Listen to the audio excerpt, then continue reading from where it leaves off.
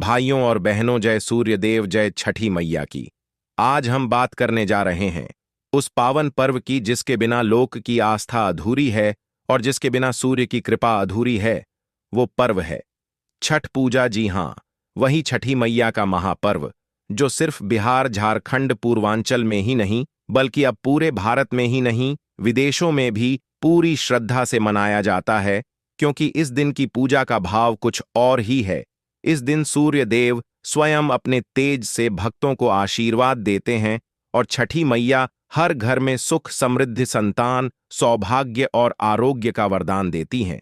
इसलिए कहते हैं छठ सिर्फ एक पर्व नहीं, ये एक आध्यात्मिक साधना है, ये एक तप है, एक संयम है और सबसे बढ़कर ये मां की करुणा की पुकार है। अब बात करें वर्ष 2025 की, तो इस बार बहुत से लोगों के मन में यही सवाल है कि छठ पूजा आखिर कब है, 27 को या 28 को? तो सुनिए भाइयों और बहनों, इस वर्ष छठ महापर्व की शुरुआत होगी शनिवार 25 अक्टूबर से और इसका समापन होगा मंगलवार 28 अक्टूबर को। यानी 4 दिनों तक चलने वाला ये महापर्व 25 से 28 अक्टूबर तक पूरे भारत में मनाया जाएगा, जिसमें मुख्य षष्ठी तिथि यानी सूर्य षष्ठी का व्रत और संध्या अर्घ्य 27 अक्टूबर सोमवार को होगा और उषा अर्घ्य यानी अंतिम अर्घ्य 28 अक्टूबर मंगलवार की सुबह दिया जाएगा। इसी के साथ व्रत का पारण किया जाएगा। इसलिए जो लोग पूछते हैं कि छठ पूजा 27 को है या 22 को, तो स्पष्ट है मुख्य अर्घ्य 27 को और उषा अर्घ्य 22 को होगा। अब भाइयों और बहनों, आइए जानें इस महान पर्व का रहस्य, इस पर्व की महिमा और इसके नियम। क्योंकि जो भी इस पर्व को श्रद्धा और शुद्धता से करता है, उसके जीवन से दरिद्रता, बीमारी और संकट सदा के लिए दूर हो जाते हैं।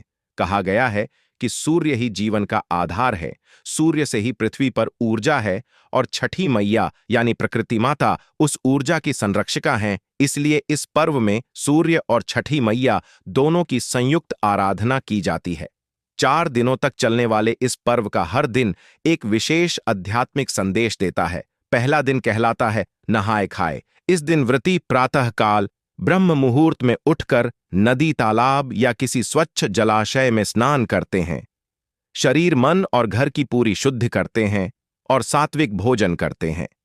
इस दिन भोजन में बिल्कुल भी लहसुन, प्याज या मांसाहार का प्रयोग नहीं किया जाता, बल्कि मिट्टी के चूल्हे पर पवित्रता से प्रसाद पकाया जाता है, जैसे लौकी चावल का भात और चने की दाल। यह नहाए खाए का प्रसाद ही व्रत की नींव माना जाता है, क्योंकि इसी से शरीर पवित्र होता है और आत्मा संयम के मार्ग पर चलने को तैयार होती है। दूसरे दिन आता है खरना, जिसे कुछ जगहों पर लोहंडा भी कहा जाता है। इस दिन व्रती पूरे दिन निर्जला उपवास करते हैं, यानी पूरे दिन एक बूंद पानी तक नहीं पीते। पूरे दिन सूर्य देव और छठी मैया का ध्यान करते हुए अपने भीतर की अशुद्धियों को जलाते हैं और जब सूर्य अस्त होने लगता है, तब शाम को मिट्टी के चूल्हे पर गंगा जल से खीर बनाई जाती है, गुड़ की खीर और गेहूं की रोटी। यह प्रसाद पहले सूर्य देव को अर्पित किया जाता है, फिर छठी मैया को, और उसके बाद व्रती इसे ग्रहण करते हैं। यही प्रसाद फिर घर के सभी सदस्यों में बांटा जाता है। इस दिन का महत्व अत्यंत गहरा है, क्योंकि यह दिन आत्म संयम और शुद्धता की पराकाष्ठा का दिन है। तीसरा दिन कहलाता है संध्या अर्घ्य का दिन। इस दिन व्रती महिलाएं अपने परिवारजनों के साथ घाटों की ओर जाती है। बांस की टोकरी में प्रसाद जैसे ठेकुआ, केला, नारियल, गन्ना, दीपक आदि लेकर जाती है। सूर्यास्त के समय जल में खड़े होकर सूर्य देव को अर्घ्य देती है।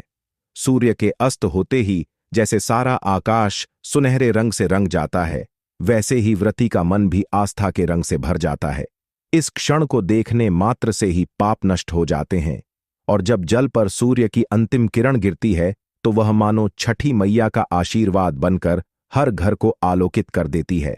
फिर आता है चौथा और अंतिम दिन, जिसे उषा अर्घ्य कहा जाता है।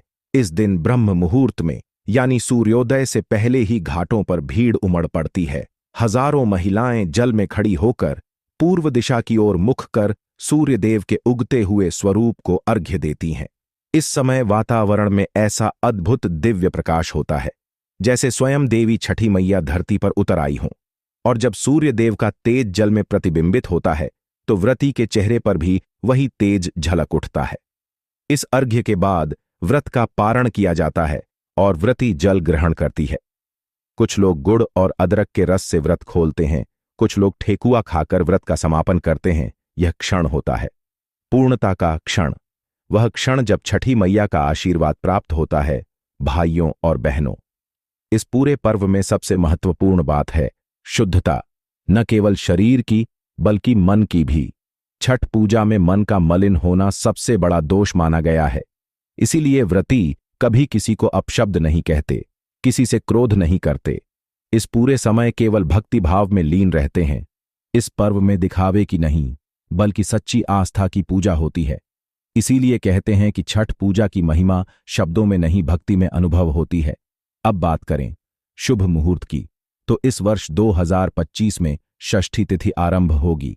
सोमवार 27 अक्टूबर को प्रातः 6:04 से और समाप्त होगी मंगलवार 28 अक्टूबर को प्रातः 7:59 तक सूर्यास्त होगा, लगभग 5:40 पर, और सूर्योदय लगभग 6:30 पर होगा। इसलिए संध्या अर्घ्य का समय होगा 27 अक्टूबर की शाम और उषा अर्घ्य का समय होगा 22 अक्टूबर की भोर। यही सबसे पवित्र क्षण है जब सूर्य देव और छठी मैया की पूजा की जाती है। भाइयों और बहनों, छठ पर्व केवल आराधना नहीं बल्कि प्रकृति के प्रति कृतज्ञता का भाव है। इस दिन हम सूर्य की किरणों को नमन करते हैं, जल, वायु, मिट्टी, अग्नि और आकाश, इन पंच तत्वों का पूजन करते हैं, क्योंकि यही तत्व हमारे जीवन का आधार है। और जब इन पंच तत्वों को प्रणाम करते हैं तब ब्रह्मांड की सकारात्मक ऊर्जा हमारे चारों ओर फैल जाती है। इसीलिए कहा गया है, छठ का व्रत करने से घर में सुख, शांति और समृद्धि आती है। धन के साथ साथ स्वास्थ्य और संतान सुख की प्राप्ति होती है। अनेक महिलाएं जो संतान के लिए व्रत रखती हैं, उन्हें छठी मैया का वरदान मिलता है और उनके जीवन में पूर्णता आती है। इस व्रत को करने के लिए कुछ नियमों का पालन अत्यंत आवश्यक है। व्रत के चारों दिन कोई भी अशुद्ध वस्तु घर में नहीं लानी चाहिए। नशा, मद्यपान, सिगरेट या मांसाहार का तो नाम तक नहीं लेना चाहिए। घर को स्वच्छ रखें। पूजा का स्थान उत्तर या पूर्व दिशा में रखें। प्रसाद बनाते समय गंगा जल या शुद्ध जल का प्रयोग करें। मिट्टी या कांसे के बर्तनों में ही पकाएं। कपड़े हमेशा धुले हुए सूती और हल्के रंग के पहनें। किसी से कटु वचन न कहें और अपने मन में किसी के प्रति द्वेष न रखें, क्योंकि छठ की शक्ति भाव से ही प्रसन्न होती है। व्रत का सार यही है कि जो तन और मन से निर्मल है वही सच्चा भक्त है। अब भाइयों और बहनों, यह जानना भी आवश्यक है कि छठ पूजा में कौन कौन से प्रसाद का महत्व है। सबसे प्रमुख प्रसाद है ठेकुआ, जिसे कुछ स्थानों पर ठोकुआ या ठेकुआ कहा जाता है। यह गेहूं के आटे और गुड़ से बनाया जाता है। यह माता छठी का सबसे प्रिय भोग माना गया है। इसके साथ केले, नारियल, अदरक, गन्ना, शकरकंद, चावल के लड्डू और सुथनी भी रखी जाती हैं। इन सबको बांस की टोकरी यानी सूप में सजाया जाता है और सूर्य देव को अर्पित किया जाता है।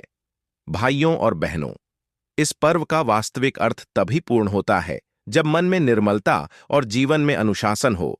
इसलिए छठ व्रत को केवल कर्मकांड नहीं बल्कि जीवन की तपस्या कहा गया है। जो इस व्रत को करता है उसे छठी मैया स्वयं अपना आशीर्वाद देती हैं।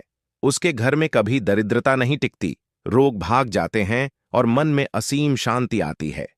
छठी मैया का आशीर्वाद जब किसी पर बरसता है तो उसका जीवन बदल जाता है। इसी कारण कहा गया है, छठी मैया की कृपा पाओ तो समझो सूर्य देव की ज्योति मिल गई। भाइयों और बहनों, वास्तु ज्ञान चैनल की ओर से आपको और आपके परिवार को छठ पूजा की हार्दिक शुभकामनाएं।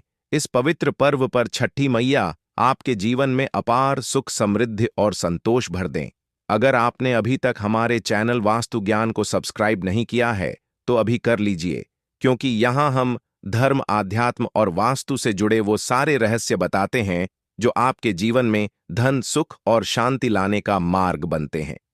अगली कड़ी में हम आपको बताएंगे छठ पूजा के दिन कौन सी वस्तु घर लाना शुभ होता है और कौन सी भूलकर भी नहीं लानी चाहिए। इसलिए जुड़े रहिए वास्तु ज्ञान चैनल के साथ। जय सूर्यदेव, जय छठी मैया।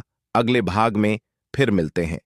भाइयों और बहनों, जैसे कि हमने पहले भाग में जाना कि छठ पूजा कब है, पूजा विधि क्या है और व्रत के नियम कौन कौन से हैं, अब हम बात करेंगे इस महापर्व के गूढ़ रहस्यों, छठी मैया के मंत्रों, कथा और वैज्ञानिक दृष्टिकोण की, ताकि आप न केवल आस्था के साथ बल्कि ज्ञान और समझ के साथ इस पर्व को पूरी भक्ति भाव से कर सकें। छठ पूजा केवल बाहरी नियमों का पालन नहीं है, बल्कि यह आत्मा की तपस्या है, मन की शुद्धि है और शरीर के संयम का अभ्यास भी है। यही कारण है कि इस पर्व के 4 दिन अत्यंत महत्वपूर्ण हैं और हर दिन का अपना आध्यात्मिक संदेश है। पहले दिन नहाए खाए का जो संदेश है वह यह है कि शरीर और मन को शुद्ध करना आवश्यक है। जब आप सुबह ब्रह्म मुहूर्त में उठकर स्वच्छ जल में स्नान करते हैं तो यह केवल शरीर की सफाई नहीं बल्कि मन के सभी दोषों का निराकरण भी है। इसके बाद सात्विक भोजन ग्रहण करने से शरीर में सकारात्मक ऊर्जा भरती है। वैज्ञानिक दृष्टि से देखा जाए तो ठंडे पानी से स्नान करने और हल्का सात्विक भोजन ग्रहण करने से पाचन तंत्र और चयापचय प्रणाली स्वस्थ रहती है और शरीर में प्राकृतिक ऊर्जा का संचार होता है। दूसरे दिन खरना का व्रत रखा जाता है। निर्जला उपवास के दौरान शरीर का संपूर्ण ध्यान भक्ति में केंद्रित रहता है। इससे मानसिक स्थिरता और आत्मनियंत्रण की भावना विकसित होती है। आयुर्वेद और विज्ञान के अनुसार लंबे समय तक संयमित भोजन और जल का सेवन न करने से शरीर अपने भीतर के विषाक्त पदार्थों को बाहर निकालता है और शरीर में रक्त संचार बेहतर होता है।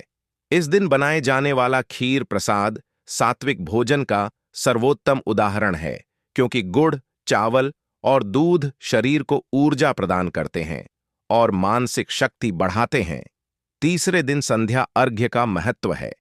सूर्यास्त के समय जलाशय में खड़े होकर सूर्य को अर्घ्य देने से केवल भक्ति नहीं बल्कि शरीर में विटामिन डी का प्राकृतिक संचय होता है और सूर्य की ऊर्जा सीधे शरीर को प्राप्त होती है।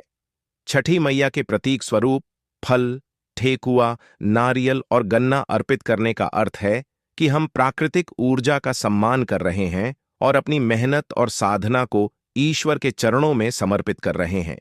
यह भी देखा गया है कि यह पर्व पारिवारिक एकता और सामूहिक भक्ति की भावना को भी सुदृढ़ करता है।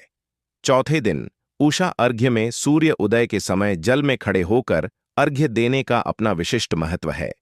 जैसे ही सूरज की किरणें जल पर पड़ती हैं, उनकी ऊर्जा शरीर और मन दोनों में सकारात्मक प्रभाव डालती है। भक्तों का अनुभव यह बताता है कि इस समय मन में आशा, शक्ति और आनंद की अनुभूति अत्यधिक होती है। व्रत का पारण इस बात का प्रतीक है कि तपस्या और संयम का फल प्राप्त हो गया। अब बात करें छठी मैया के मंत्रों की। व्रती इस दिन विशेष मंत्रों का जाप करते हैं, जैसे कि एयूएम क्लीं छठ्ये नमः और एयूएम सूर्याय नमः। इन मंत्रों का उच्चारण केवल भक्ति नहीं बल्कि मानसिक और शारीरिक स्वास्थ्य के लिए भी लाभकारी है। वैज्ञानिक दृष्टि से मंत्र उच्चारण करने से मस्तिष्क में सकारात्मक न्यूरोट्रांसमीटर सक्रिय होते हैं और तनाव कम होता है। यही कारण है कि छठ पूजा के दिन मंत्र जाप करने से मानसिक स्थिरता और आध्यात्मिक ऊर्जा में वृद्धि होती है। छठ पूजा की कथा भी अत्यंत रोचक और प्रेरक है। कहा जाता है कि एक बार छठी मैया ने अपने भक्तों के कठिन तपस्या और निर्जला उपवास को देखकर उन्हें असीम आशीर्वाद दिया।